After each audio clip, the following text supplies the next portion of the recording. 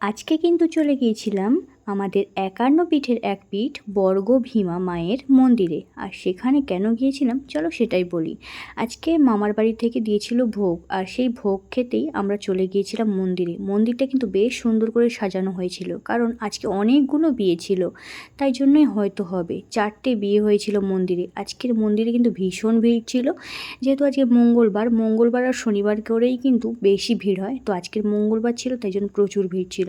তো আমরা এখানে চলে এসেছি, আর ভোগ কিন্তু দেওয়া শুরু হয়ে গেছে প্রথম পঙ্গত।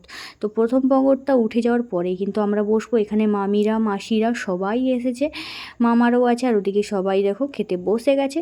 তো ওরা খাওয়ার পরেই কিন্তু আমরাও বসে গেছি। চলো দেখে নেওয়া যাক মেনুতে কী কী ছিল।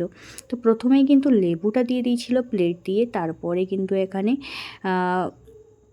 সমস্ত কিছু দেওয়া হয়েছিল। আলু ভাজা ছিল, তারপরে কিন্তু অন্ন দেওয়া হয়েছিল, তারপর শুক্তো ছিল, মুগের ডাল ছিল, তারপর কিন্তু মাছের মাথা দিয়ে কুমড়োর ঘন্ট ছিল, মাছের ঝাল ছিল একটা, আমি পেটির পিসটাই নিয়েছিলাম কারণ পেটি খেতে আমি পছন্দ করি। তারপর চিংড়ির মালাইকারি ছিল, তারপরে কিন্তু বেশ স্পেশাল যেটা হয় এইখানের মন্দিরে শোল মাছের টক, তো এটাও হয়েছিল। আর এটা কিন্তু এখানে হবেই, প্রত্যেক দিন কিন্তু মাকে শোল মাছ দেওয়া হয়।